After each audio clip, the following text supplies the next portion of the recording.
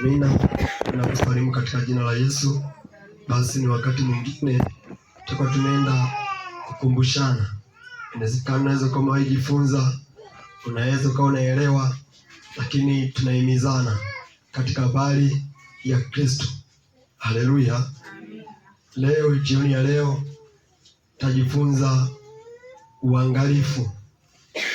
Amina na Mungu. Uangalifu. Asubuhi tujifunza nini? Naam, kukaa katika neno. Tujifunza kwa habari ya kuijua kweli yote. Lakini sasa tunaenda kuangalia uangalifu. Unaweza ukawa unaijua kweli yote, lakini ukikosa uangalifu, amina na Mungu, kuna uwezekano wa kuipoteza hiyo kweli. Basi kabla ya yote, kwa kuwa tumejifunza kukaa katika kweli, kuifahamu kweli, sasa tutaenda kumalizia katika habari za uangalifu. Kaza na kitabu cha Waibrania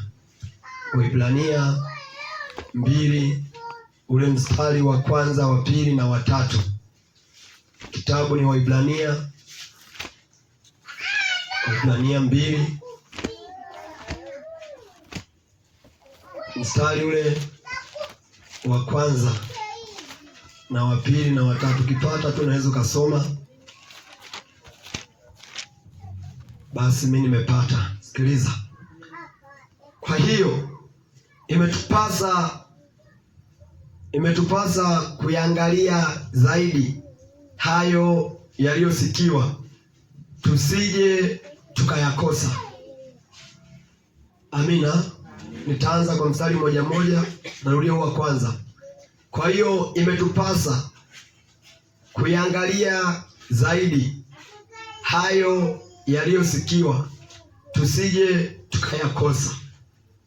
Anazungumzia habari za uangalifu kwa wale waliomwamini Kristo. Amina na Mungu. Hapa anazungumza na watu ambao wanakusanyika wakiwa kanisani. Ndipo anasema inatupasa kuwa waangalifu. Amina na Mungu, ili yale tuliyoyasikia tusije tukayakosa.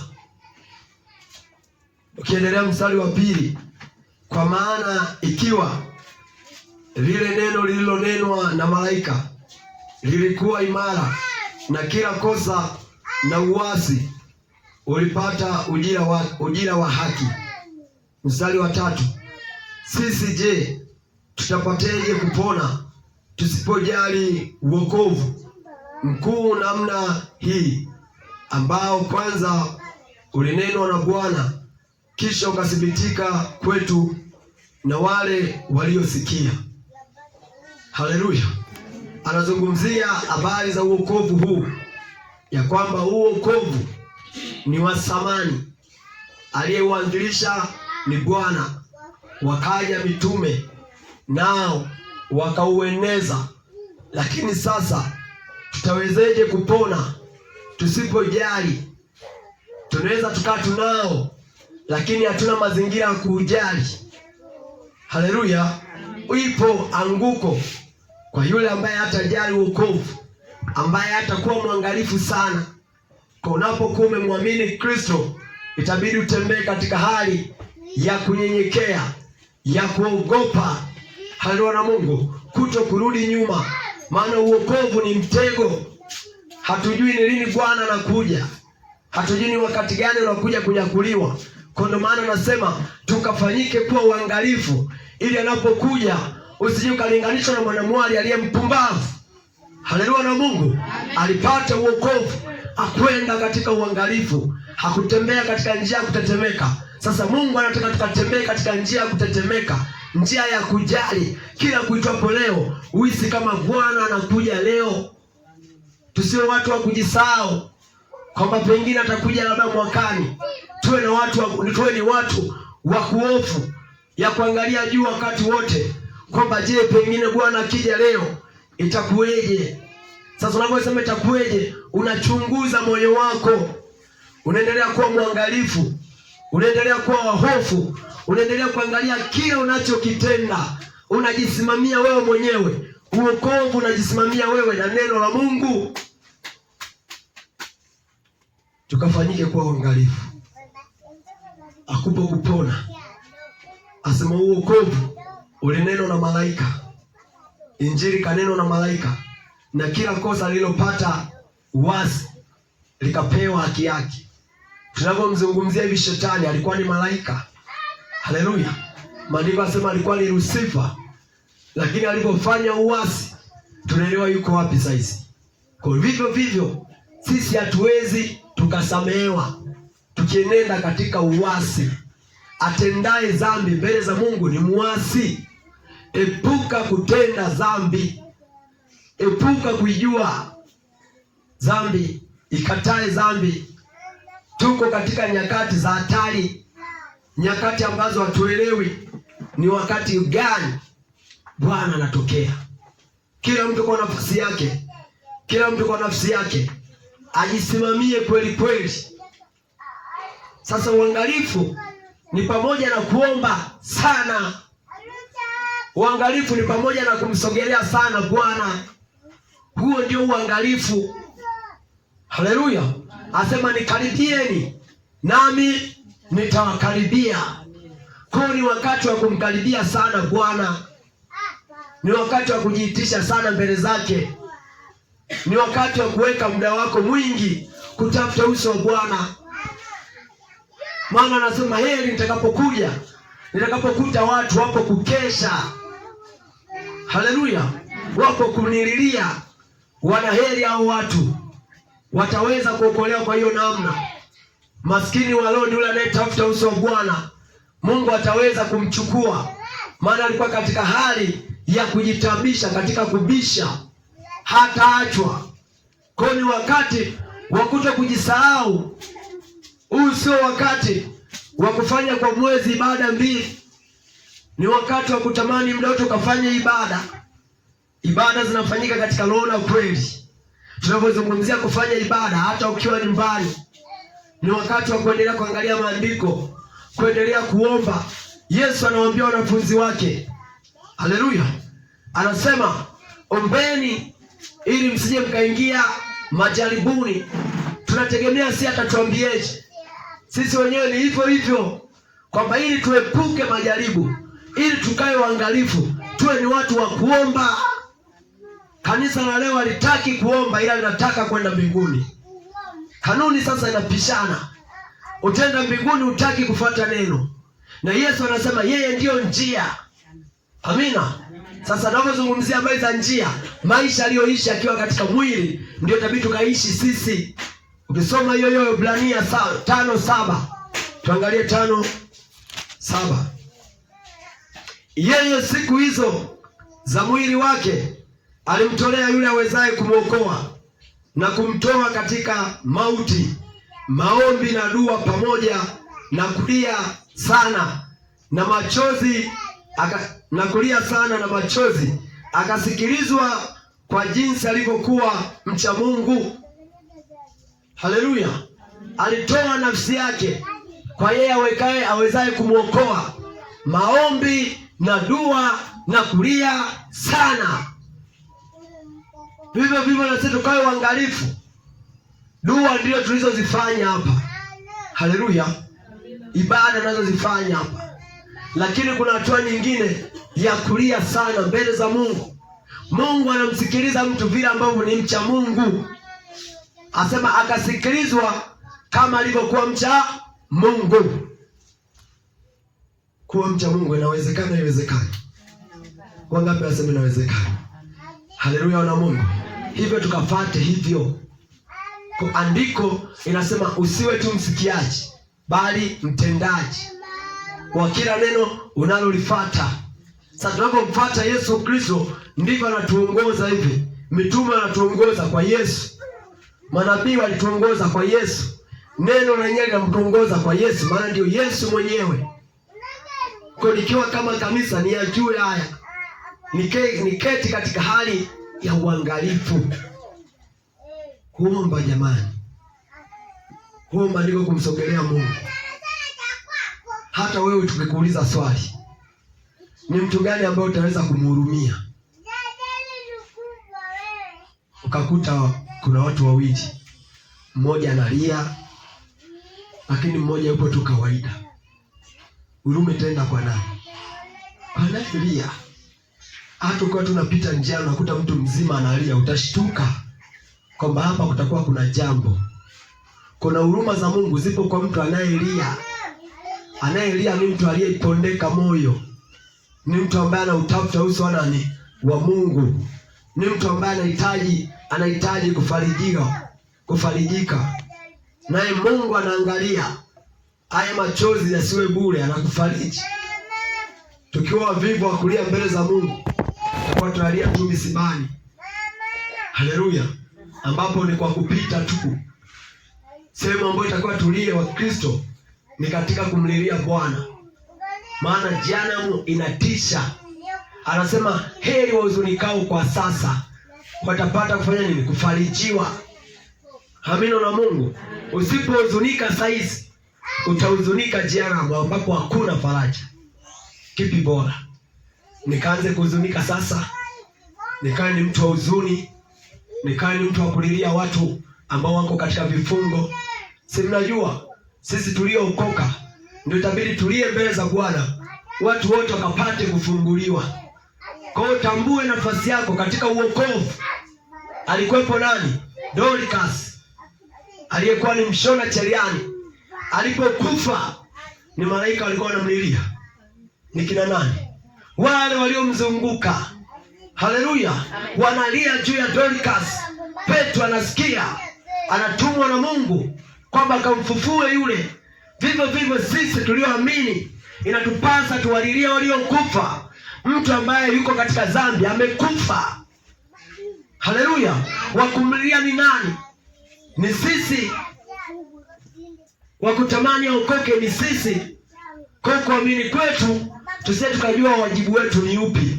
Wajibu wetu ni kulia sana mbele za Mungu, ni kuwahurumia wengine, ni kutamani wote waokoke. Ukiokoka wewe katika familia yenu, katika ukoo wenu, ukafanyike kuwa ndio fungu la 10 la kuwalilia hata wale ambao hawajaokoka wakapate kuokoka. Amen.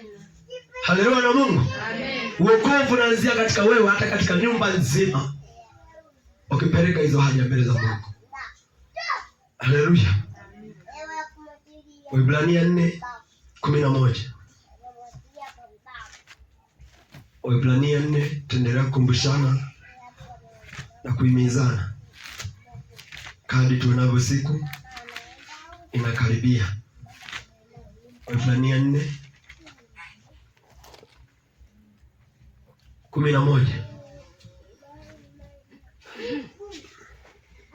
Basi na tufanye bidii kuingia katika laa ile, ili kwamba mtu yeyote asije akaanguka kwa mfano huo wa kuasi. Haleluya. Na tufanye bidii. Mkristo lazima uwe na bidii. Haleluya. Uwe na bidii katika yote. Uwe na bidii katika neno. Uwe na bidii katika kuomba. Uwe na bidii katika kutenda. Yani kila mahala kunatakiwa bidii. Wokovu ndio tunapewa, ni zawadi, lakini ipo kazi ya kutunza.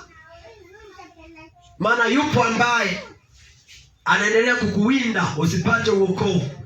Shetani ana wivu kwa watu ambao wanaokolewa. Shetani anatamani wote mkaungue. Shetani anatamani mkawe wengi, naye ndio haki yake hiyo. Apende kufa peke yake. Ni kama wale watu walioathirika, unakuta wanatongoza wakiwa na ajenda moja, tufe wengi. Haleluya. Wewe unajua nakupa pesa na kupenda, lakini kumbe ana ajenda kwamba tuwe wengi. Tuwe wengi.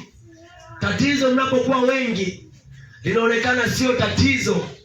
Hata ukiwa katika biashara, ukiona wote mjauza unakuwa na hali ya kujifariji. Lakini ukiona wenzio wanauza wewe uuzi, unakuwa ni mtu wa huzuni. Mimi nina nini? Kwa nini mimi sipati? Unaona, ndio ajenda ya shetani. Shetani anataka akusanye mabilioni na mabilioni ya watu. Yeye ni kinyume na mapenzi ya Mungu. Ndipo ambaye anayekuwa ameokolewa na Mungu anahimizwa akawe na bidii. Wokovu sio uzembe. Ukapate kuwa na uamsho na mzigo ndani yako wa utumishi vile Roho atakavyokuwa amekupendea. Haleluya na Mungu. Amen. Roho anamsukuma kila mtu katika kufanya kazi ndani mwa shambani mwa Bwana. Unakuta anaweza akakusukuma ukaini mwimbaji. Katika ule uimbaji ukajivuna, ukakosa bidii, ukawa unajivutavuta kiasi kwamba hata anakubembeleza. Ikawa kama unawatumikia watu, kumbe aliyekuweka ni nani? Ni Mungu. Kwa ukafanyike kuwa na bidii. Usitegee, hiyo ndo nafasi yako aliyokuwekea Mungu. Kuwa mwangalifu. Usije ukanyang'anywa hata ujizaniacho kuwa unacho. Haleluya. Wala hata walichokuwa wamejizania wanacho watanyang'anywa wakikosa uangalifu. Kwa tukae uangalifu, tukapate kusimama katika nafasi ile ambayo Bwana ametuitia. Mungu hakuita watu katika hali ya uzembe. Haleluya. Ndio maana kuna mahali anasema waoga mahali pao, sehemu yao ni katika ziwa liwakalo moto. Hakutuachia roho ya uoga.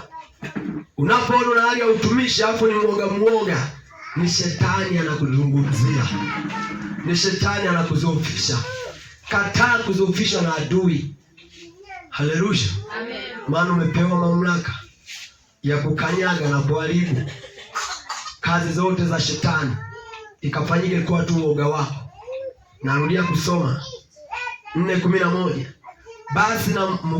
Basi na tufanye bidii kuingia katika raha ile, ili kwamba mtu yeyote asije akaanguka kwa mfano huo wa kuasi. Kitu ambacho kitamwangusha mtu asije akaifikia ile raha ambayo nasema ni raha ya Sabato ya milele. Kitu ambacho kitakufanya usifike ni uasi. Kanisa, tuepuke dhambi. Kanisa, tuepuke uasi. Tuwe na bidii. Na neno linazungumza vivyo. Neno haliwezi likahurumia mtu. Mungu anatimiza neno lake. Hata kuangalia kwamba sijui likueje. Pale ambapo utasema ngoja nifanye hivi nitatubu, unakuta ndio siku ya Bwana inakuja. Unakosa wakati wa kutubu. Maana tumefumbwa. Haleluya. Hata kama utaona wengine wanaanguka wanarudi, achana nao. Usiige kwao. Tuko nyakati za hatari. Tutaona mengi, hata wachungaji wataanguka, maaskofu wataanguka. Lakini sio kigezo cha wewe kuanguka. Wewe pata neno. Sisi hapa ni wafuasi wa neno. Sio wafuasi wa maaskofu. Sio wafuasi wa wanadamu. Ni wafuasi wa nini? Wa neno. Yesu anawaambia mitume na manabii. Nisema anawaambia mitume. Anasema enendeni ulimwenguni kote, mkawafanye viumbe vyote kuwa wanafunzi wangu. Anasema wao wanafunzi wa nani? Wa Yesu. Lakini wanaoonekana kwenda kufanya kazi injili ni nani? Ni mitume. Kwa wale wanaelekezwa kwamba muaminini Yesu, fanyikeni kuwa wanafunzi wa Yesu. Hivyo mitume hata wangetenda dhambi, yule aliyefanyika kuwa mwanafunzi wa Yesu atamwangalia Yesu alitenda dhambi. Kwa sitamani kuwa kama mtu fulani, tamani kuwa kama wewe hivyo. Haleluya. Amen. Amina na Mungu. Amen. Tamani kuwa kama wewe. Anasema mtakuwa watakatifu kama mimi nilivyo mtakatifu. Kwa nini asemi kama alivyo mtakatifu Daudi? Anajua utajaribiwa kwa kosa la Daudi, kwa mtu wa Uria utajihesabia haki. Angesema mwe watakatifu kama baba wa imani Ibrahim, utajaribiwa kwa Sara. Unasema mbona baba mwenyewe alijaribiwa katika hilo? Kwa amejiweka yeye ambaye hakuwa na majaribu, hakubali jaribu limpate. Hatujaweka kuwa watakatifu kama Petro, kama mitume yoyote, nabii yoyote. Anataka utakatifu kama wa neno. Hiyo inawezekana imani yako ikiwa hapo. Lakini ikiwa tena wewe mwenyewe uliamini, Unaweza kusema hivi, inawezekana kweli mtu kabisa kabisa uwe mtakatifu? Hapa itakuwa ni shauri yako, sio shauri ya Mungu. Mungu anasema inafanya nini? Inasema watakatifu walioko duniani, hao ndio niliopendezwa nao. Haleluya! Wewe uliyeko duniani unaanza kuangalia matendo ya watu, hapo ndio unapata kigezo kwamba hivi kweli inawezekana mtu asiwe na kadhambi, hata kama inawezekana kwa yeye aminie na ambaye atamtegemea Bwana, atamwegamia Yesu Kristo. Tukakae katika hali ya kujizuia. Ndiyo, majaribu yapo. Sina maana ukiwa mtakatifu haupati majaribu. Majaribu yapo. Ukisoma kitabu cha Timotheo wa kwanza 5:6. Timotheo wa kwanza 5:6. Bali yeye asiyejizuia nafsi yake amekufa ingawa yu hai. Asema asiyefanya nini?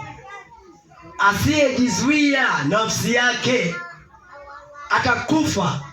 Kwanza amekufa ingawa yu hai. Kwa tunaenda katika hali ya kujizuia. Unapokutana na mabaya, jizuie. Haleluya na Mungu. Usianze kusema mimi nimeokoka, nitaingia tu geto lolote lile, mimi si nimeokoka. Tunajizuia. Haleluya. Tukikosa kujizuia vitatutamanisha. Katika bustani ya Edeni, Hawa anasema alipouangalia ule mti akakuta unatamanika kwenye macho, unafaa kuliwa. Lakini Mungu alisema usile. Ukimwangalia mume wa mtu ndio anatamanika. Ukimwangalia mke wa mtu anatamanika, anafaa kuliwa. Lakini nimesema usizini.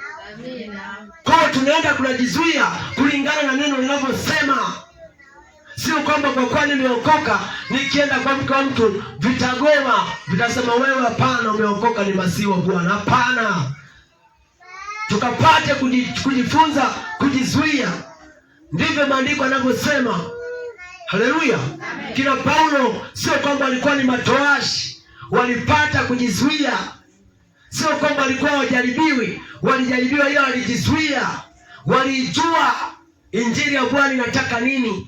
Alikuwepo Yusufu mwana wa Yakobo, anasema nitendeje uovu hata nikaikose mbingu. Anapokonyoka mikononi mwa yule mama anabaki tu na shati, yeye anakimbia. Tuwe waangalifu. Mitego ya dhambi iko kila mahala. Takuja kina shemeji au eleweki. Shemeji. Mungu ametupa maarifa. Kuna shemeji tunaijua hii hapa hapana. Haleluya. Hii shemeji hii hapana. Unaikataa. Unajizuia. Lakini leo kianza sema sasa ni shemeji yangu, mimi nitafanyaje? Shemeji ni mume. Ndio maana nisemaga mashemeji sio waume. Shemeji ni shemeji tu na mume ni mume tu. Hakuna nafasi ya mume anaweza kuichukua mtu mwingine. Mume ni mwili wako. Ndivyo maandiko yanavyosema. Katika ubavu wa mwanaume akatolewa nani? Mwanamke. Utamlinganisha nani ambaye anafanana na mume wako? Ni mmoja tu. Kwa Wakristo tukae waangalifu na tukae na maarifa ili tusikose mbingu. Tungeshawishiwa namna gani? Ukisema tu ndio, kule unahesabika ni uasi. Labda ubakwe. Aliyebakwa hajazini. Haleluya na Mungu. Itokee umebakwa, labda hapo. Lakini kama ilitokea nafasi ukashindwa, ukasema ndio nilishindwa, ningefanyeje sasa? Alininunulia na kitu fulani, alikuwa ananijali, ningefanyeje? Kristo angalia mawazo yetu. Yeye anachoangalia ni neno lake. Nilikuamuru nini? Adamu alijaribu kujitetea. Asema Bwana mwenyewe angalia, sikuwa mimi, ni wewe mwanamke uliyenipa. Yeye ndo alianza kula. Mungu asema pengine ungesingekula wewe, nafasi ingekuwa ya huyu. Lakini na umefanya nini? Umekula, alafu maagizo nilikuachia wewe. wewe ndio ukamfundisha mkeo. Imekweje hapa mkeo anakuja tena kufundisha wewe? Unaona nafasi ya kushindwa kujizuia ni hatari. Watu wengi wanapoteza wokovu kwa nao yazungumza. Haleluya. Wanaanguka, wanauacha wokovu kizembe, wanakosa bidii. Watu wanajuaga tu, yani ukiokoka unakaa tu unasema mimi nimeshaokoka. Tumeokolewa kwa wewe. Tumeokolewa kwa neema. Tumeokolewa kwa neema. Unatoka na mume ya watu. Tumeokolewa kwa neema. Hakuna wokovu wa hivyo. Neema yenyewe inasema maana neema ya Mungu, neema ya Kristo imefunuliwa iwaokoa watu wote, nao inawafundisha kukataa ubaya wa kila namna. Wewe neema gani ya kufundisha?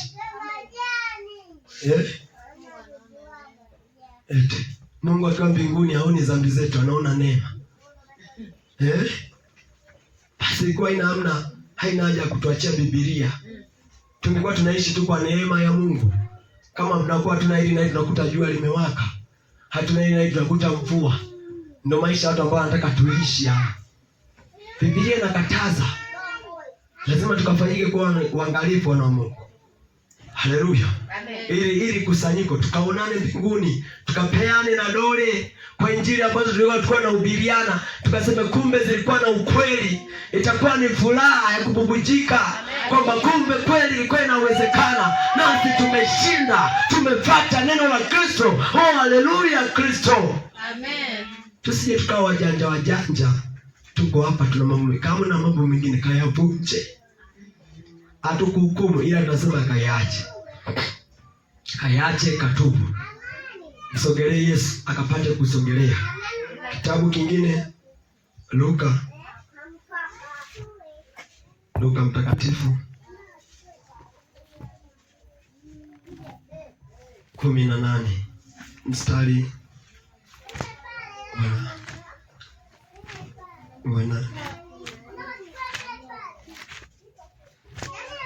Au tuisome tu habari yote kwa uwezo wa Mungu. Tuanze mstari wa kwanza mpaka wa 8, lakini dhumuni langu ni mstari wa 8. Ila tuanze mstari wa kwanza. Luka 18. Sikiliza kwa makini habari. 18 mstari wa kwanza mpaka wa 8. Dhumuni ni mstari wa 8. Tunaanza mstari wa kwanza. Akawaambia mfano ya kwamba imewapasa kumwomba Mungu siku zote, wala wasikate tamaa. Akasema, palikuwa na kazi katika mji fulani. Kabla sijaendelea, kazi ni kama haki. Haleluya.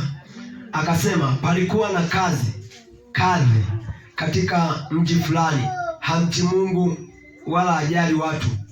Na katika mji huo palikuwa na mwanamke mjane aliyekuwa akimwendea akisema, nipatie haki na adui wangu.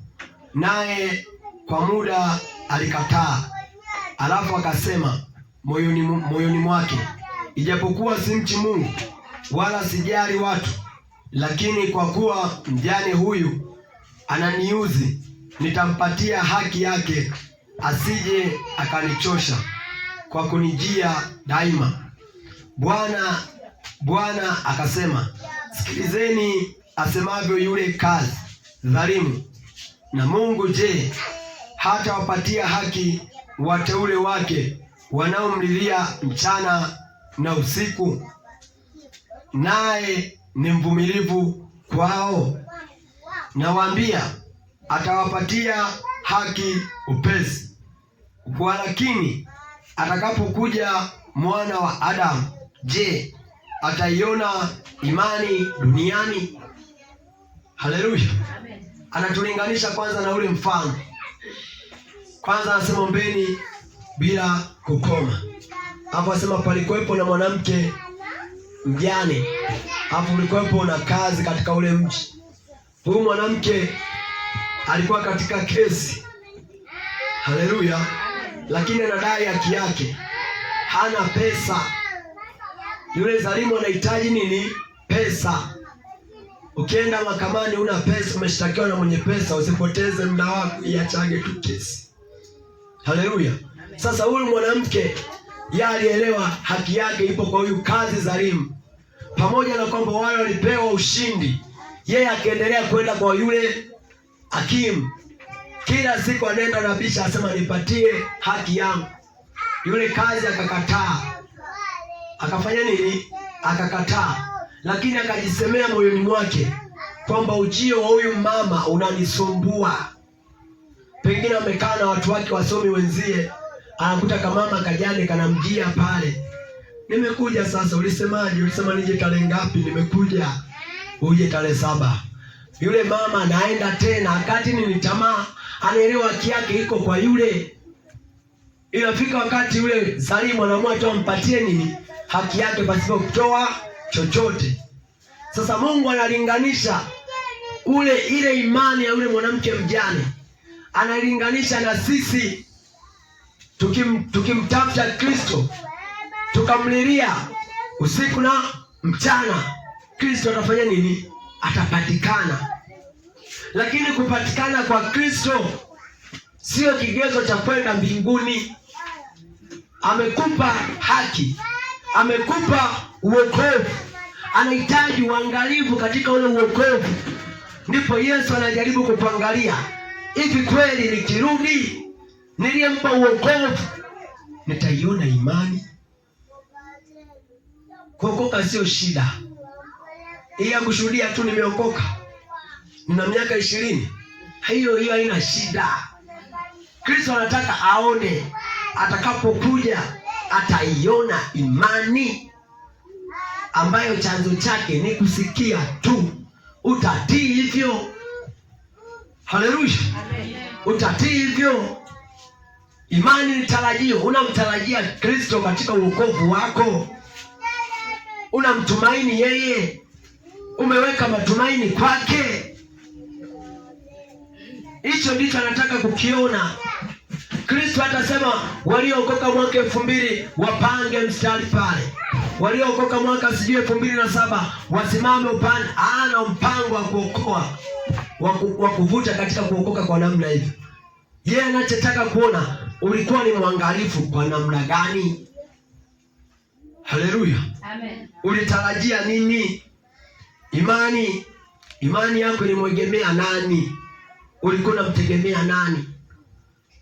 Ndiyo pale kanisani mliimba, mlipiga pambio, mlisifu, lakini anaendelea tu kuangalia. Angalia zile kusifu kwetu, anaangalia ile imani tuliyoipokea. Kuna maana Paulo anasema na sisi tulihubiriwa kama wao. Haleluya. Lakini wao hawakuchanganya imani na kile walichosikia. Kwa hivyo ndivyo ninavyokuwa hapa. Tunahubiriwa uokovu ule waliohubiriwa, walioukataa. Sasa sisi tutakuwa ni zaidi, tutakuwa ni heri tutakapochanganya na imani. Amina. Imani ni vile ulivyosikia ndio hivyo ukatarajie. Sio umesikia Yesu anaokoa, unapoumwa auendi kwa Yesu, unaenda kwa babu kunoga. Hapo inakuwa ni imani ya namna gani? Unakuwa ni uangalifu wa namna gani? Au jiangalii? Kwa hiyo tukafanyike kwa watu waangalifu, tukaangalie sana mienendo yetu, tunampendeza Mungu. Tuliona ya kuwa kila tendo tunalolifanya lisipotoka katika imani ni dhambi. Kwa Biblia inafafanua dhambi kimapana zaidi, ili watu wasitende dhambi. Kwa nini dhambi imefunuliwa vizuri? Ili watu wasitende.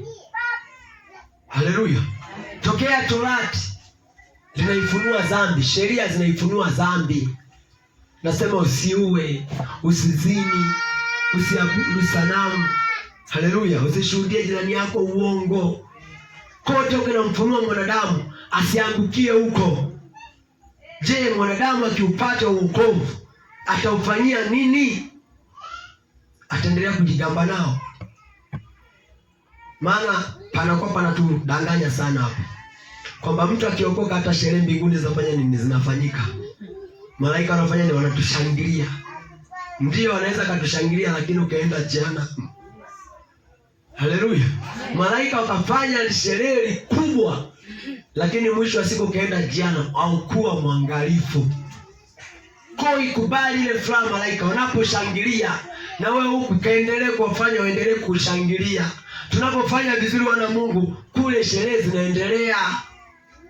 Atukuona habari za Ayubu, asema umemwona mtumishi wangu Ayubu. Ina maana pengine Mungu na malaika wake wanatuangalia tunapopitia kapa, tunapopitia majaribu, wanakonyezana, angalia, je, atashinda? Wanakuta anashinda, inapigwa dole.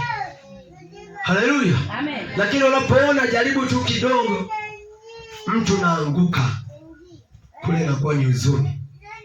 Wanauliza, huyu alikuwa ni nani? Alikuwa ni Debora. Chukua penseli pale kafute. Unafutwa kwenye kitabu cha uzima. Kwa sababu ya jaribu dogo tu. Kwa na Mungu tukafanyike kuwa waangalifu. Watu wa kujizuia. Jizuia ukaione mbingu. Katika watu ambao hata ungekuwa ni wewe ungeweza kutenda dhambi ni Yusufu, mwana wa Yakobo. Ashumu huko ugenini, umeuzwa tu, wamekuokota. Alielewa na Mungu, unayeishi naye yule ndo anayekulisha. Yaani wewe pale umeenda tu na suruali yako, huna lolote. Yeye anakulisha, anakupa mahitaji, amekuheshimisha katika nyumba, amekupa na uongozi katika wafungwa wote. Alafu huyo anakuambia tufanye kitu fulani. Nguvu ya kukataa unakuwa huna. Lakini kwa bali ya Mungu itabidi ukatae. Ndio maana Yesu akasema sikuja kuleta amani, nimeleta upanga. Apendaye mama kuliko mimi hanistahili. Apendaye mume kuliko mimi hanistahili. Kuna ule utumishi wa kizembe. Unasema mume wangu amesema, kwa mimi nikashindwa, ningefanyeje? Tukaenda kwa mganga. Unaona? Mke wangu alikuwa tu ananipigia kelele, mimi ningefanyeje? Nikamkubali, amani iwepo. Amani ambayo inakuja kwa kutenda dhambi haitakuja kuwa amani. Unaenda kupanda majuto. Kila apandacho ndicho atakachovuna. Kwa utavuna majuto na majuto. Amani katokane na Kristo. Heri ukapangane hata na wazazi kwa kuwakatalia wewe usitende dhambi. Maandiko yanaruhusu. Haina maana ukawachukie. Heshima yao inabaki pale pale. Ila lazima ukae na misimamo ya msingi wa uokovu. Haleluya. Amen. Msingi wa uokovu, uangalie huyu ni mzazi. Yesu alikataa. Hata pale anaambia tufuke ng'ambo. Sababu zilitokea. Watu waliomba kazike kwanza baba zao, wakachukua na rambirambi eti ndio wamfuate Yesu. Umeona akili za wanadamu? Aenda akazike, apewe rambirambi, aoge na maji, ndio aanze kumtafuta Yesu. Yesu anapokutafuta ndio muda ambao ukubali. Ufanye nini? Umpokee. Pale unapoweka sababu anaenda kwa wengine.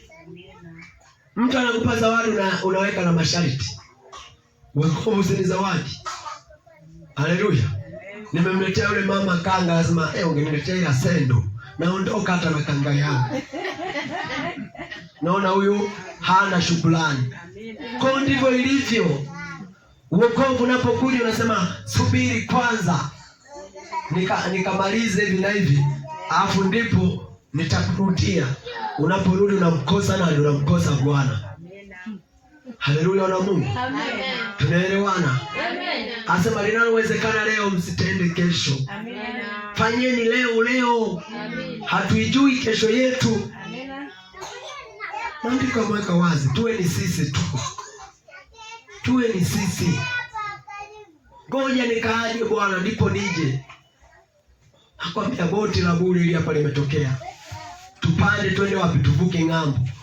Wewe unasema ngoja nikaage, mwenye boti utamlipa nini? huna hata nauli. Haleluya. Kristo anataka watu wenye maamuzi. Uokovu unahitaji watu wenye maamuzi, tena ya papo kwa papo. Uamuzi wa papo kwa papo. Tunaelewana na nyinyi wanawake? Ukiwa ni mke wa mtu anakutongoza, haihitaji hata useme ngoja nikajifikirie. Sasa unaenda kufikiria nini? Eti wewe ni mke wa mtu anakuhitaji, unaanza ngoja nikajifikirie, tutakuwa tu pamoja, ila ngoja nikajifikirie. Ni upumbavu. Amina.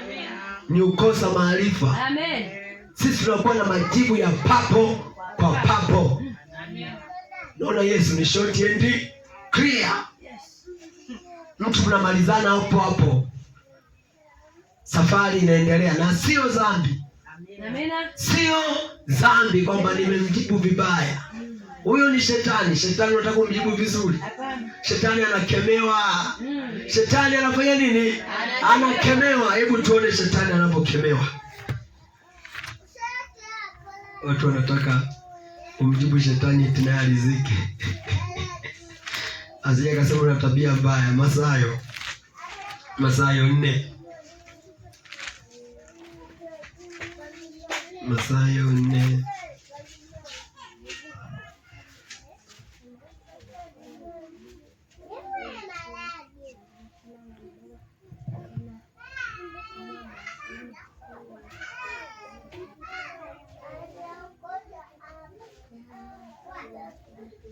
Anzia mstari wa 9. Soma maji. Mstari wa 9 na wa 10.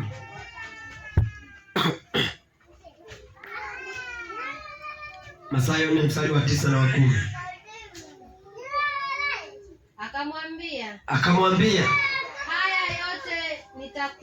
haya yote nitakupa.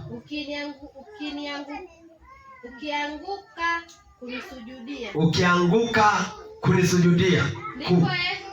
10. Ndipo Yesu alipomwambia,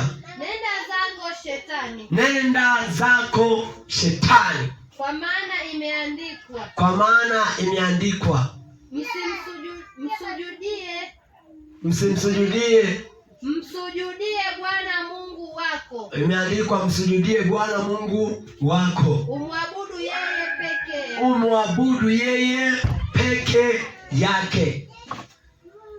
Shetani anaenda kutongoza kamke ka mtu ka Yesu, kamke ka Mungu. Lakini mstari wa 9 kuna kitu anasemaje? Anasema akamwambia, haya yote nitakupa. Yesu hakuhitaji hata kujua manini. Haleluya. Shetani anapokuja usitake kujua na nini. Anasema yote nitakupa. Yesu angejichanganya tu, angesema nini na nini, shetani pale angejieleza. Haleluya. Sema vyote zote za dunia nzima ni zako. Uoni kuna hao wanaosema Freemason, wakibandika mapicha yao, wanaonesha magari mazuri, pesa, nyumba nzuri. Ukijaribu tu kujiuliza wakakuelezea vizuri, unaenda unauza nafsi yako. Lakini ukishajua kwamba hapa ni sehemu ambayo inanipeleka jehanamu, sihitaji kujua hata vitu vyao, sihitaji kujua hata pesa zao, sihitaji kujua hata maelezo yao, ni kusema tu ondoka zako shetani. Amina. Ukikwazo kwangu. Amen. Haleluya Mungu. Amen. Shetani anakemewa. Ukikaa chini ukaanza kuzungumza na shetani, anakuzidi. Shetani ni mjanja. Wewe ashumu saa hizi una miaka 40, una miaka 30, Yesu ana miaka 50. Lakini tunazungumzia Yesu alikuja baada ya miaka 2000 iliyopita. Shetani alikuwepo. Tunasema mbingu tokea kuumbwa hata sasa tunakadiria pengine ni miaka 6000. Shetani alikuwepo. Atakushindwa wewe ukaeleza ukazungumza shetani mshinde hoja. Dijitu lina miaka mingapi? Miaka 6000 na linaenda kumaliza miaka 7000. Alafu limetoka limeisha maisha utakatifu.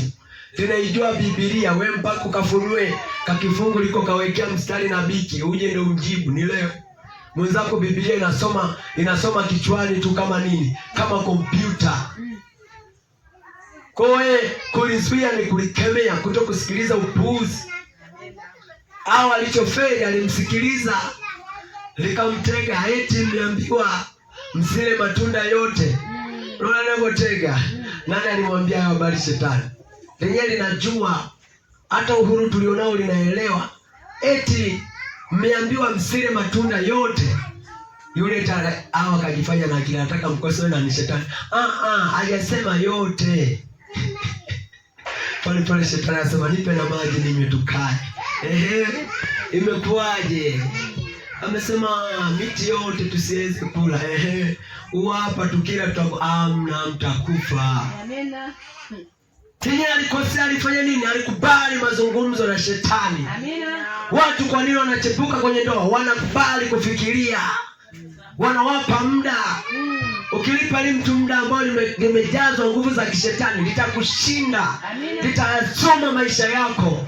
Litaona hata ndalo unazovaa. Litakuletea zawadi. Litakuletea magauni ya bei. Litaziba kinywa. Litakushika, litakuweka mkononi. Utakuwa umekwisha. Hatua ile ya kwanza, majaribu. Ndio maana Paulo anamwandikia Timotheo, asema asiyejizuia amekufa. Pale tunapoona ndo pa kujizuia. Haleluya. Amen. Ni kujizuia wapendwa. Wokovu ni kujizuia.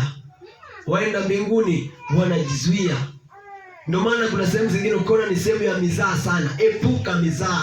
Amen. Asema mjui ya kwamba mazungumzo mabaya yanaharibu tabia njema, msidanganyike. Mazungumzo mabaya yanaharibu tabia njema. Wewe ukijiinua tunasema wataniambia nini yule? Mimi nimeokoka bwana. Leta tu hizo story. Unacheka tu. Tabia inaanza kuharibika. Taratibu unaanza kukosa amani usipowaona. Wewe unaanza kuwatafuta. Mwisho anakuleta kwenye mkenge, unatenda dhambi. Dhambi inatuzunguka. Inatuangalia nikamuingie vipi? Inakuja kwenye vitu tunavyomiliki. Ina uwanja mpana kama tunavyofikiria. Ili tu ikupate. Haleluya na Mungu. Amen. Ili tuweze kufanya nini? Kukupata. Vile Mungu anavyoacha 99 anaenda kutafuta mtu mmoja. Vivyo Shetani ameacha watu 99 kwenda kumtafuta mtu mmoja. Shetani saizi wa virabuni hangaiki nao, au tayari amewaweza. Anatafuta wale wa kanisani. Ndio maana saizi naye anajihuzurisha makanisani. Wana wa Mungu walipojihuzurisha mbele za Mungu, naye akajihuzurisha. Ndipo Mungu akamuuliza, umetoka wapi Shetani? Augopi hapa, wewe itaga hapa ni kanisani, shauri yako. Itaga hapa ni madhabahuni pa Bwana. Unaweza kumkuta Shetani amekaa kiti hicho hapo. Anakusubiria. Usipotengeneza na Bwana ukaweka neno la Bwana ndani yako, mnakuwa mnaimba naye hadi kwaya. Mnamchagua na kuwa na mwenyekiti wa kwaya. Amina. Linaendelea kuharibu kwaya. Amina. Sifa mbaya, mjaisikia sifa mbaya kwenye kwaya. Amina sana baba. Shetani limeingia kwenye uimbaji. Amina. Tunamuinua mmoja kati yenu pale. Amen. Maisha yanaendelea. Utumishi na Bwana. Amina. Na ananufaika hapo. Tukae waangalifu. Tukapime, usiseme tu unasali naye. Angalia Kiswahili chake. Amen. Tumepewa na maarifa kwamba mtawatambua kwa matunda yao. Angalia matunda ya washirika wenzio, ni matunda kweli ya utakatifu. Haleluya na Mungu. Amen. Usiseme tu mimi nasali naye. Malaika wengine wako kuzimu kwa kusema sisi tuko upande wa Lusifa. Kumbe Lusifa amefanya nini? Ameasi. Wakaendelea kumuinua. Wakaendelea kumsikiliza. Wote wako kuzimu. Iko dhambi ya kushawishika kumfuata mwenye dhambi. Wote mnaanguka shimo moja. Wokovu ni wa mtu mmoja mmoja. Amina. Ukisoma hii Biblia inasomeka kwa watu wote. Ile ukiangalia kwa makini inazungumza na mtu mmoja mmoja. Amina. Inasema usizini. Haisemaji msizini, inasema usiibe. Hajaisema msiibe. Haleluya. Amen. Kwa mpo wengi, lakini mwenye masikio ya kusikia kwenye lile kundi ndo ataokoka. Amen. Usijue kajua sisi wokovu hapo wote ndio tumeokoka. Wokovu ni wa mtu mmoja mmoja, jinsi anavyolipokea neno. Amen. Maana mwingine yeye akishika lile kundi ambao yupo atakuwa anatetea hata mabaya. Yaani unaona kabisa huu upotofu. Lakini sasa ni mkeketi mwenzangu, ni Pentekoste mwenzangu, unambeba linakupeleka kuzimu. Makanisani uzinzi wanazini kiurahisi sana. Maana sisi tunaamini ni Pentekoste wote. Sisi wote tunasali. Sisi wote ni wa Bwana. Kwa hiyo ni rahisi kuingilika. Kumbe utabidi ujizuie. Lipo andiko la kujizuia hapa Mungu. Ndio maana Yesu anasema mkikaa ndani ya neno langu mtaijua kweli. Hata angekuwa ni mchungaji asikuguse. Haleluya. Asikuguse. Wewe ni mke wa mtu, naye ana mke wake. Sio kwamba ukitoka naye mtakuwa na utukufu, mnakuwa ni wazinzi wewe na mchungaji wako. Tusimame. Ni wewe tu Bwana, ni wewe tu, ni wewe tu Bwana, ni wewe, ni wewe.